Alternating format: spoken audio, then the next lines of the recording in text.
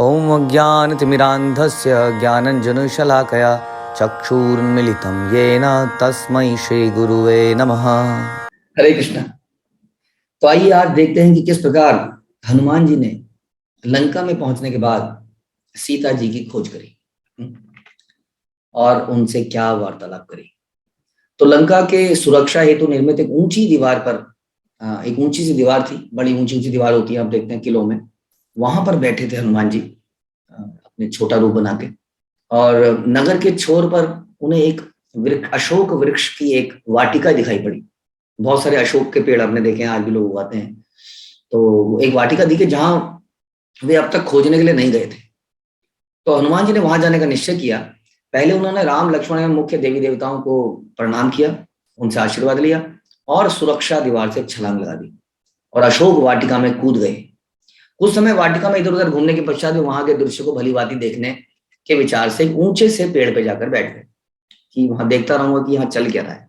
बड़ा घना था वाटिका, एकदम से पता नहीं चल रहा था कौन क्या है, कहाँ क्या हो रहा है।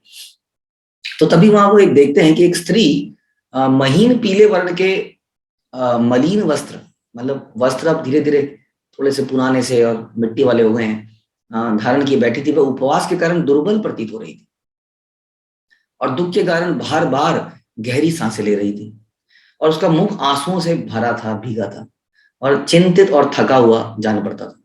किंतु एक प्रकार की दिव्य प्रभा से दैदीप्यमान था, यानी कि इतना कुछ होने के बाद भी उनके अंदर से एक अलग ही तेज था।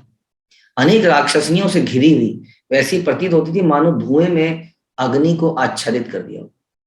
हनुमान समझ गए कि यह स्त्री वही है जिसे उन्होंने रावण द्वारा ले जाते हुए देखा था और जिन्होंने आभूषण अपने गिराए थे। जो आभूषण उन्होंने धारण किए थे वो राम द्वारा वर्णित आभूषणों से मिलते थे, अतः हनुमान ने उन्हें भी पहचान लिया। तो हनुमान जी को ऑलमोस्ट क्लियर हो गया है कि सीता मैया यही है। सीता का पता मिलने के हर्ष में हनुमान के नेत्रों में आंसू छलक आए। रात्रि व्यतीत होने लगी और हनुमान वहीं अशोक वृक्ष के शिखर पर बैठे हुए सीता को देखते रहे और उचित समय का इंतजार करते रहे। वाद्य यंत्रों सहित अपना यशोगान करने वाले भाटों को सुनकर रावण प्रभात होने से पूर्व ही जाग गया। तो जो दुष्ट लोग होते हैं वो हमेशा यही चाहते हैं कि उनका गुणगान कोई करता रहे, तो वो अपने ही चमचों को अपने आसपास बिठा देते हैं कि उनका गुणगान, रावण की जय, सारे संसार के राजा आपकी जय हो, और कई सारे गीत उनके ग्लोरिफिकेशन में लोग गा रहे हैं। उसको सुनकर रावण सवेरे जल्दी उठता है और सवेरे उठते ही आदमी के दिमाग में क्या आता है, जो जिस चीज के प्रति उसकी आसक्ति है वही आती है।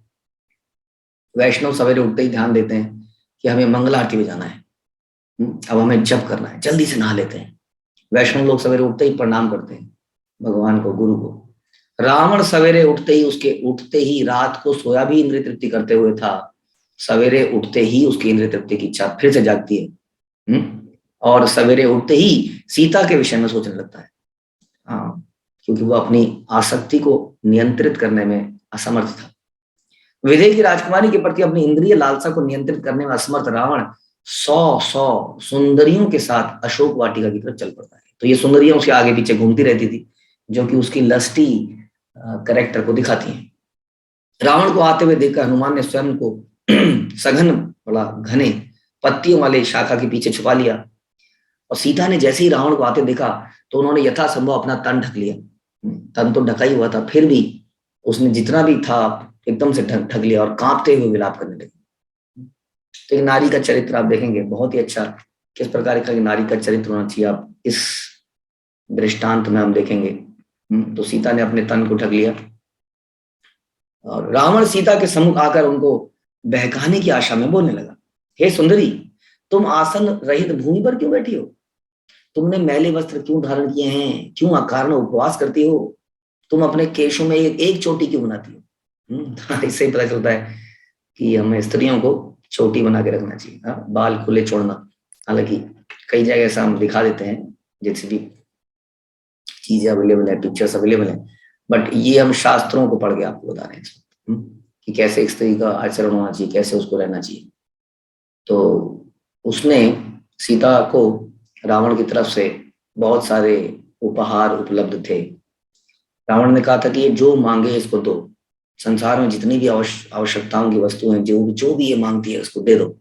अच्छे वस्त्र, गहने, खाना, लेकिन सीता उसको किसी चीज को एक्सेप्ट नहीं करती, क्योंकि वो उसके पति के पास नहीं है, उसके पति द्वारा प्रमाणित नहीं है, प्रेस्क्राइब्ड या ऑथोराइज नहीं है। तो इस प्रकार से स्त्रियों को कभी भी कोई अगर प्रलोभन दे, धन का, खाने का, घुमाने का, कपड़ों का, ज्वेलरी का, तो स्त्रियां, उनको स्ट्रांग होना पड़ेगा। ऐसा देखा जाता है कि वो हृदय से थोड़ी कमजोर होती हैं और ऐसे प्रलोभनों में फंस जाती है। कई बार उन्हें ऐसे प्रलोभन में नहीं फंसना चाहिए। जैसा उसके पति के पास धन है, उसको उतना ही साथ साथ सह्य करनी चाहिए। अगर कोई व्यक्ति अपनी पत्नी को बहुत ज्यादा धन और कपड़े नहीं दे पा रहा है, तो इसका मतलब ये नहीं है कि कोई अगर और दूसरा आके उसको ऑफर करे तो स्त्री अपने चरित्र को गिराए। गिराना, उस गिफ्ट को एक्सेप्ट करना भी गिराने के बराबर हो। हाँ, क्योंकि उसको अपने पति की हैसियत के हिसाब से ही साज सह्य करनी चाहिए और पति के लिए ही करनी चाहिए। तो सीता ने एक भी उनका गिफ्ट एक्सेप्ट नहीं किया। तो बोलते हैं, क्यों ऐसा कर रही हो, किसका क्यों निरंतर चिंतन करती हो? तुम्हारे समान चित्ताकर्षक राजकुमारी को ऐसा शोभा नहीं देता। मेरी रानी बन जाओ और उस राजोचित वैभव का आनंद लो। मैं सारे संसार का राजा हूं, आनंद लो। मैं देवता भी मेरे से थर थर कांपते हैं। क्या चीज चाहिए तुम्हें? कोई मेरे समान तीनों लोगों में नहीं है। तुम्हें सर्वोत्तम हार, चंदन का लेप, इत्र, आभूषण सब कुछ मिलेगा। खाने के लिए जो तुम चाहती मिलेगा। सीता ने रावण के प्रत्यक्ष संपर्क करने की अपनी अनिच्छा के संकेत स्वरूप, हाँ, मतलब जब ये वार्तालाप हो रही है तो सीता एकदम से सामने आके नहीं बोल रही। ये भी एक और लक्षण हमें दिखता है स्त्रियों का, कि पुरुष के एकदम सामने आके उसको बात नहीं करनी चाहिए। थोड़ा गैप बना के, थोड़ा सा साइड में, नजरों से नजरें नहीं मिलानी चाहिए, झुके, वस्त्रों को ढक के। ये वैदिक कल्चर है और यही काम पुरुष को भी करना चाहिए।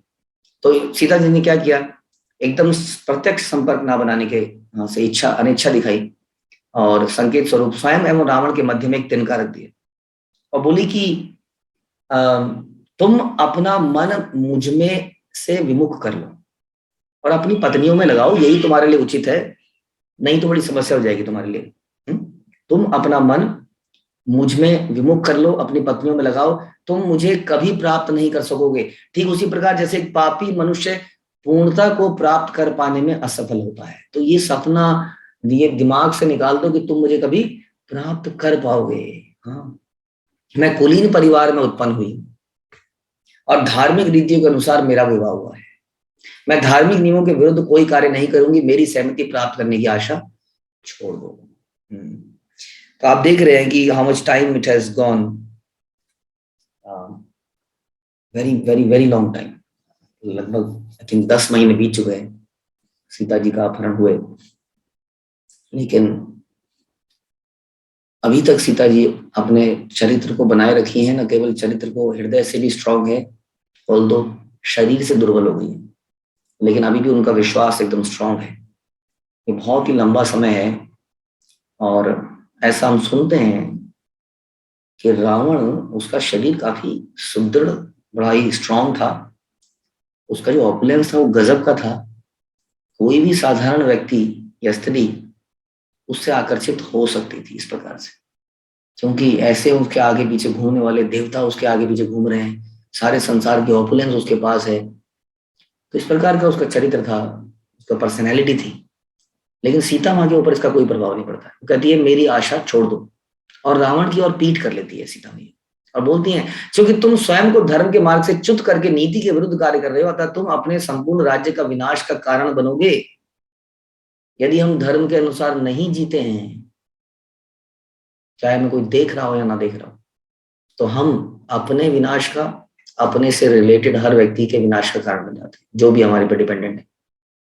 उन व्यक्तियों का अनुसरण क्यों नहीं करते जो स्वयं अपनी एवं अन्यों की पत्नियों की रक्षा करते हैं? अपनी और अन्यों की पत्नियां, अन्यों की पत्नियों की रक्षा का मतलब ये नहीं कि उनके जाके उनके जीवन में घुस जाते हैं। अन्यों की पत्नी की रक्षा का मतलब है कि यदि कोई व्यक्ति दूसरों की पत्नियों के साथ भी गलत संबंध बनाने का प्रयास करता है तो उसको भी नहीं छोड़ते। तो ऐसे लोगों का संग करो, मूर्ख। वह मूर्ख जो अपनी पत्नी से असंतुष्ट रहता है, सीता जी कहती हैं, और अन्यों की पत्नियों में सुख की खोज करता है। उसका विनाश निश्चित है। ये धर्म की बातें सीता जी ने रावण को बताई कि हर व्यक्ति को अपनी पत्नी में और हर पत्नी को अपने पति से संतुष्ट रहना चाहिए, चाहे वो कैसा भी है। दूसरों की पत्नियों पर नजर डालना एक धर्म, धर्म की अवहेलना करना है, और वो उसका नाश निश्चित है, यहाँ पे बता रहे। तो सीता जी ने कुछ ऐसे शब्द रावण को बोले, तो मैं दी गई 1 वर्ष की अवधि में से 10 मास व्यतीत हो चुके हैं, जानती हो तुम। रावण कहता है अब मैं केवल 2 मास ही प्रतीक्षा करूंगा, और उसके बाद यदि तुमने मेरे प्रेम की, वाह कैसा प्रेम है, मेरे प्रेम की अवहेलना करी तो मेरे रसोई तुम्हारे टुकड़े टुकड़े कर देंगे और उसे मेरे भोजन में परोस देंगे। इस प्रकार से सीता को और अधिक प्रताड़ित करने से करता गया, और फिर रावण अहंकार पूर्वक अपने महल में लौट गया। वहां तैनात भयंकर राक्षसनियों ने सीता के पास जाकर क्रोध पूर्वक कटु वचन कहने लगे। रावण के फॉलोअर्स, क्योंकि अगर वो कुछ करा पाएंगे तो रावण उनको इनाम देगा, इंद्र तृप्ति की वस्तुएं देगा। तो एक राक्षसी ने कहा तुम्हें अपना मिथ्या अभिमान त्याग कर रावण को स्वीकार कर लेना चाहिए, क्योंकि वो एक प्रतिष्ठित व्यक्ति है। किंतु सीता ने सहजतापूर्वक उत्तर दिया तुम चाहो मेरा वध कर दो, लेकिन मैं स्वयं को रावण के प्रति समर्पित नहीं करूंगा। Very difficult situation. मर जाना अलाउड है, लेकिन अपने धर्म के से गिरना अलाउड नहीं है। बहुत ही महत्वपूर्ण शिक्षा है आजकल की डेट में, जहां पर हम लोग शादी से पहले ही संबंध बना लेते हैं, शादी के बाद भी बना लेते हैं। यहाँ पर ये अपनी जान देने को तैयार है, लेकिन धर्म से गिरने को तैयार नहीं। सीता को अपने हट पर अटल देखकर उनके चारों ओर खड़ी राक्षसनी अपनी बर्छी, कुठार, धूरा सारे हथियार लेके काट देंगे, मार दो इसको, मार दो। और सीता को एकदम से भयभीत करने लगी। वो बताते हैं उनकी शक्लें बड़ी अजीब सी थी। किसी का एक आंख थी, किसी का कान यहाँ पर लगा था, किसी के सर, धड़ के ऊपर सर बकरी का था। अजीब अजीब से सारी राक्षसनियां अशोक वाटिका में थी, और उसके ऊपर से उनके हथियार। सीता माँ एकदम से रोने लगी। इस बीच में एक अन्य राक्षसनी बोली मुझे ये झगड़े पसंद नहीं है, चलो इसको काट कर सबों में बांट देते हैं, झगड़े की फसाद की जड़ को समाप्त करो, काट के खा जाते हैं। आज हम उत्सव मनाएंगे और भद्रकाली के सम्मुख नृत्य करेंगे। भयानक वचनों को सुनकर सीता जी जोर से बोली हे राम, हे लक्ष्मण। ऐसी स्थिति थी वहां पर। जब राक्षसनियां सीता को डराने धमकाने के प्रयास में लगी हुई थी, तभी त्रिजटा नाम की एक वृद्ध स्त्री नींद से जाग कर आई। अब ये ऐसी राक्षसनी थी जो कि थोड़ी राक्षसनियों में अच्छी थी। उसका भी कारण है, अभी ये बताएगी। तो ये नींद से जगकर आती है। अन्य राक्षसनियों के पास जाकर वह विवेक पूर्वक वचन से बोलती अरे नीच, तुम सब सीता को इस प्रकार से दुख देने का साहस कैसे कर रही हो? तुम जानती नहीं हो तुम कभी उसका वध नहीं कर पाओगी। इसका कारण मैं तुम्हें बताती हूँ। आज ही मैंने एक स्वप्न देखा, सजीव स्वप्न, इसमें राम सभी राक्षसों का नाश करके सीता को मुक्त कराने के लिए आए हैं। मैंने अपने स्वप्न में रावण को गंजा देखा, उसके शरीर पर लाल चंदन का लेप लगा था, वो गधों द्वारा खींचा जा रहा था, खींचे जाने वाले रथ पर सवार था, तेल पी रहा था और ऐसे हंस रहा था जैसे पागल हो गया हो। जैसे ही रथ चला, रावण एक धूमिल नरक में जाकर अदृश्य हो गया, जहां से अपवित्र वस्तुओं की दुर्गंध आ रही थी। मैंने कुंभकर्ण रावण के पुत्रों की भी वही दशा देखी, किंतु मैंने विभीषण को देखा कि वो 4 दांतों वाले हाथी पर सवार था, जो एक वितान से आच्छादित था, और शंख एवं नगाड़ों द्वारा उद्घोषणा की जा रही थी, मतलब उसको उसकी गुणगान किए जा रहे थे। अब अंत में मैंने देखा कि सारी लंका नष्ट होकर सागर में गिर गई। मुझे ऐसा लगता है कि शीघ्र ही राम आकर राक्षसों का विनाश करेंगे और सीता को मुक्त कराएंगे। अब सीता को प्रताड़ित करना छोड़ दो और क्षमा हेतु उनसे प्रार्थना करो। इस प्रकार से त्रिजटा जो है, एक तरह से काफी उन्होंने सीता जी का हेल्प किया इस दौरान, उनको ढाट समझ आई। और ये स्वप्न तो सच्ची बात थी, उनके स्वप्न में वास्तव में आया था कि उन्होंने देखा कि विभीषण का भला हो रहा है और बाकी सबका बुरा हो रहा है, क्योंकि आगे ऐसा ही होने वाला है, क्योंकि विभीषण कृष्ण का या राम का साथ दे। अब जो है सीता के हृदय में, सीता और त्रिजटा बात करने लगे, ये लोग तो चले गए, लेकिन सीता के हृदय में अभी भी एक चिंता सता रही थी। वो ये थी कि यदि राम के आने से पूर्व ही रावण मेरा वध कर देगा तब क्या होगा। तब इतना वो बड़ी निराश हो जाती थी इस बात से कि यदि राम अगले 2 महीने में नहीं आ पाए तो ये व्यक्ति मेरा वध कर देगा। लेकिन देखते हैं ये सारी बातें कौन सुन रहे हैं, ये सारी बातें वीर हनुमान सुन रहे हैं। तो इस बीच हनुमान वहीं छिपे रहे और राक्षसनियों के और सीता के मध्य होने वाली वार्तालाप को सुन रहे थे। वे स्थिति पर विचार करने लगे। वो सोचने लगे कि मुझे सीता को प्रोत्साहित करना चाहिए, नहीं तो ये बहुत ही डिमोटिवेट होती जा रही है। इन्होंने 10 महीने बिता दिए हैं, कैसे बिताए हैं न जाने, आगे का समय बिता पाएंगे कि नहीं। बड़ा विकट समस्या है। रावण ऐसी धमकियां दे रहा है, ये राक्षसनियां इतनी कुरूप हैं और ऐसी धमकियां दे रही हैं, तो ऐसा ना हो कि सीता स्वयं ही प्राण त्याग दे, तो मुझे प्रोत्साहित करना चाहिए।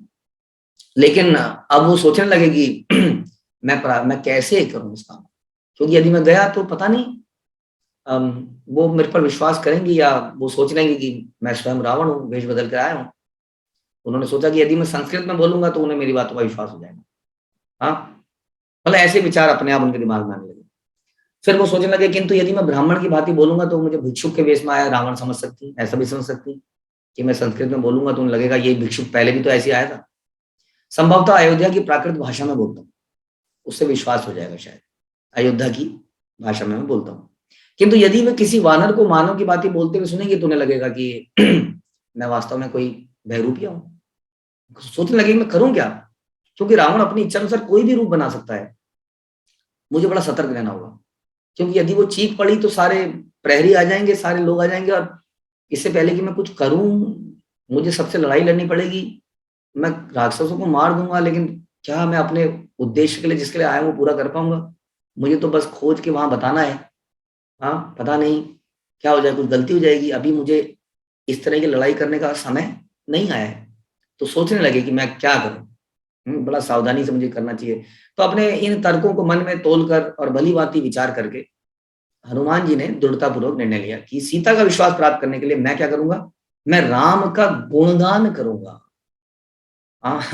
और मैं उन्हें राम का संदेश दूंगा कि रावण के मुंह से राम का गुणगान नहीं निकल सकता है। केवल भक्त ही भगवान और भक्तों का गुणगान कर सकते हैं। भक्त जो है, अभक्त जो है, कभी भगवान का गुणगान नहीं करता, ना भक्तों का गुणगान करता। तो उन्होंने कहा मैं राम का गुणगान करता हूँ। तो उस विशाल अशोक वृक्ष की शाखाओं पर बैठे बैठे ऊपर ही हनुमान जी गाने लगे। हाँ, क्या बोले, इक्ष्वाकु वंश की सतति राजा दशरथ नाम था, उनका न्याय परायण तथा पराक्रमी थे ओजस्वी अयोध्या के शासक। 4 पुत्र हुए बलशाली, राम से स्नेह अपार शक्ति है जिनकी है अनंत, श्री विष्णु के मानव अवतार हैं वो। इस प्रकार का उन्होंने गीत गाया कि कैकेयी को कैसे वरदान मिला, राम कैसे वन में गए लक्ष्मण के साथ में, और किस प्रकार से राम ने वन में असुरों का अंत किया, कैसे मारीच आया, सीता का हरण कैसे हुआ, सारी बात बताने लगे। सीता की खोज करते हुए सुग्रीव मिले, राम को दक्षिण की दिशा में और दक्षिण की दिशा में भेजा गया और मुझे भी साथ में भेजा गया, अपना भी नाम बीच में ले दिया। सीता की खोज करने के लिए भेजा गया। फिर मैंने एक महासागर को लांगा और सफल हुआ और अंत में मैं यहाँ पर आकर बैठा। इस तरह से वो ऊपर ही ऊपर से बोलने लगे। वृक्ष पर बैठे अपने गुप्त स्थान से उतरकर हनुमान जी नीचे आकर हाथ जोड़ के सीता के सम्मुख खड़े हुए और पूछा, आप कौन हैं? आप किसी देवी के समान लगती हैं और मुझे लगता है कि आप अवश्य ही राम की पत्नी हैं। सीता राम का नाम सुनकर प्रसन्न हो गई। वो ऑलरेडी इतना सुन चुकी थी। जब हम भक्तों को भी की प्रशंसा करते हैं तो भगवान बड़े प्रसन्न हो जाते हैं कि हम भक्तों की प्रशंसा कर रहे हैं। हाँ, उसी तरह से मतलब ये प्रशंसा जो है, सच्ची प्रशंसा गुणों को देखते हुए, ये बहुत ही कमाल की वस्तु है। ये हमारे हृदय को निर्मल भी बनाती है। हाँ, बस केवल इसी बात से सीता बड़ी प्रसन्न हो गई थी। और हनुमान के प्रश्नों के उत्तर में उन्होंने अपनी समूची जीवन गाथा क्या सुनाई कि मैं कौन हूँ, ये है वो है। अंत में उन्होंने कहा, रावण ने मुझे जीवित रहने के लिए अब केवल 2 मास का समय दिया है। यदि मैं उससे पहले राम यहाँ नहीं आते हैं तो मैं अपने प्राण को त्याग दूंगी। उनका विश्वास प्राप्त करने के लिए हनुमान जी ने क्या बोला, मैं राम का दूत हूं और आपको विश्वास दिलाता हूं कि वे कुशल हैं। राम जी ने मुझे यहाँ पर आपका पता लगाने के लिए भेजा है। आपकी कुशलता के संबंध में अत्यंत व्याकुल, बड़े व्याकुल हैं। और ये सब जानकर सीता बड़ी हर्षित हो गई। अपार प्रसन्नता के साथ वे दोनों एक दूसरे से वार्तालाप करने लगे, किंतु वार्तालाप करते हुए हनुमान शनि शनि सीता के निकट आते हुए लगे। जैसे हम बात करते करते थोड़ा सा पहले तो बहुत दूर से बात कर रहे हैं क्योंकि उन्हें डाउट था कि मुझे सच मानेंगे कि नहीं, लेकिन अब सीता को विश्वास हो गया, थोड़ा सा समीप आने लगे। लेकिन ये देखकर सीता जी को एकदम से ऐसा लगा कि हनुमान जी पास में क्यों आ रहे हैं। उनको लगा ये तो रावण है। हाँ, वो चौंक के बोली, हाय ये कितना घृणित है कि मैं तुमसे बात करने में चली गई। देखिए, एक करेक्टर से पता चलता है कि कितना केयरफुल एक लेडी को होना चाहिए। कोई व्यक्ति यदि निकट आने लगे तो कैसे उसको सतर्क होना। सीता एकदम से पछतावा करने लगी, मैंने तुमसे बात ही क्यों करी। अगले क्षण सीता को लगा, इस वानर को देखते ही मेरे चित्त में प्रसन्नता का अनुभव हो रहा है। देखकर तो प्रसन्नता का अनुभव हो रहा है। संभवतः मेरा संदेह मिथ्या हो सकता है कि राम का दूत हो। इस प्रकार से स्वयं को शांत करके सीता ने पुनः हनुमान को अनुकूल शैली में संबोधित किया, कृपया मुझे राम के विषय में कुछ और बताओ। उनके विषय में तुम्हारा विवरण मेरे करे और चित्त को हर्षित कर रहा है। तो और जानकारी, ताकि उससे पता भी चलेगा कि ये रटा रटाया बोल रहा है या वास्तव में कुछ जानता है। तो हनुमान को जांचने के लिए सीता ने कहा, कृपया तुम बताओ कि राम से तुम्हारी भेंट कैसे हुई, साथ ही बताओ राम एवं लक्ष्मण की शारीरिक आकृति कैसी है। तब हनुमान जी ने बताया, हे विदेही, राम की आंखें कमल के समान है, उनके कंधे चौड़े हैं, भुजाएं बलशाली हैं, उनकी गर्दन शंख के आकार वाली है, उनके नेत्र ताम्र वर्णी हैं और उनका स्वर नगाड़े की ध्वनि के समान गंभीर है। उनका सीना, उनकी कलाई और उनकी मुष्टि, ये 3 स्थल विस्तृत एवं दृढ़ है। उनकी छाती, उनकी नाभि और का कोर, किनारा और उदर, ये तीनों उन्नत हैं, उठे हुए हैं। उनके नेत्र, नख, हथेलियां और पैरों के तलवे, तीनों स्थल लाल वर्ण के। उनका स्वर गंभीर है, नाभि गहरी है, उनकी चाल तीव्र है, उनकी गर्दन तथा उदर पर त्वचा के 3 मोड़ हैं। यहाँ पे मोड़ बनते हैं ना, लाइन है। लक्ष्मण का सौंदर्य भी असीम है। लक्ष्मण का वर्ण सुनहरा है, राम का वर्ण ग्रीनिश है, कहते हैं। मैं इन दोनों भाइयों के ऋषिमुख पर्वत में इन दोनों भाइयों से मिला। बता रहे हैं कैसे मैं मिला। रावण द्वारा हरण करते समय जब वो लेके जा रहा था, तो जो आभूषण आपने वानरों के मध्य गिराए थे, उनको देखते ही राम हर्ष से प्रफुल्लित हो उठे। तो उन्होंने थोड़ा सा लिंकिंग बताई कि आपने गहने गिराए थे ना, तो थोड़ा याद आ रहा है। और उनके नेत्रों से, जब मैंने वो गहने सीता मैया को राम जी को दिखाए, तो उनके नेत्रों से आंसू बहने लगे। राम ने वाली को मारा, सुग्रीव के साथ मैत्री स्थापित करी और बदले में सुग्रीव ने अपनी सारी लाखों करोड़ों वानरों को संपूर्ण से संसार में आपको ढूंढने के लिए भेजा। अब सौभाग्य से इस दूरस्थ स्थान में मैंने आपका पता लगा लिया है। मैं शक्तिशाली वानर केसरी का पुत्र हूं। मेरे पिता मूलतः मलय पर्वत के निवासी थे। तो इस प्रकार से सारा विवरण जब उन्होंने दिया, तो सीता को विश्वास हो गया कि ये उसके पति द्वारा भेजा गया दूत है, क्योंकि उनके शरीर का, बॉडी का एक एक पार्ट उन्होंने इतना परफेक्शन से बताया। कोई भक्त ही ऐसा कर सकता है, दुश्मन कभी भी इतना ध्यान से नहीं देखता है ना इन चीजों को। ऐसा लगता है ये तो कोई प्रेमी ही देखता है।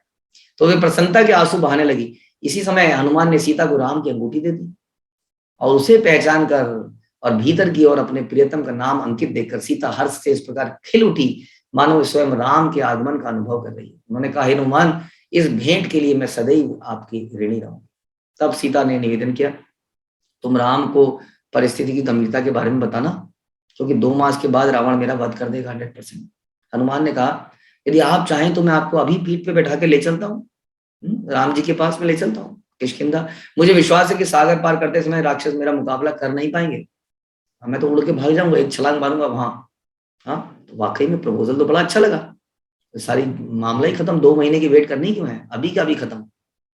हाँ, तो सीता क्या बोलती है सुनिए। अद्वितीय बात, एक ऐसी स्त्री जो कि पल पल मर रही है, वास्तव में राक्षसनियों के बीच में रह रही है, उसको धमकाया जा रहा है, मारा जा रहा है या बुरा भला बोला जा रहा है। रावण रोज आके उसके ऊपर अपनी गंदी लस्टी नजरें डालता है। ऐसे में सीता क्या बोलती है, हे हनुमान, क्योंकि मैं एक पवित्र पतिव्रता स्त्री हूं, अतः मैं राम के सिवाय किसी अन्य के शरीर का स्पर्श नहीं करना चाहती। तुम्हारे साथ जाने का मतलब है तुम्हारे पर बैठना पड़ेगा ना? नहीं। जब रावण ने मेरा अपहरण किया तब मैं असहाय थी, विवश थी। अब राम को स्वयं यहां आकर उस दुष्ट रावण का वध करके मुझे मुक्त करवाना चाहिए। उनके इसी कार्य से उनका यशोवर्धन होगा। हाँ, अगर राम जी ऐसा करेंगे तो उनका यश बढ़ेगा। देखिए, अभी भी अपने पति के बारे में सोच रही है, लेकिन मैं यहाँ पे मुसीबत में फंसी हुई हूँ, निकालो मुझे यहाँ से। अभी सोचिए मेरे पति का यशवर्धन होगा क्या? तुम मुझे वहां से उठा के ले जाओगे, लोग कहेंगे अच्छे राम अपने पत्नी को नहीं बचा पाया, हनुमान को भेजना पड़ा, वो उठा के लाए, युद्ध भी नहीं किया।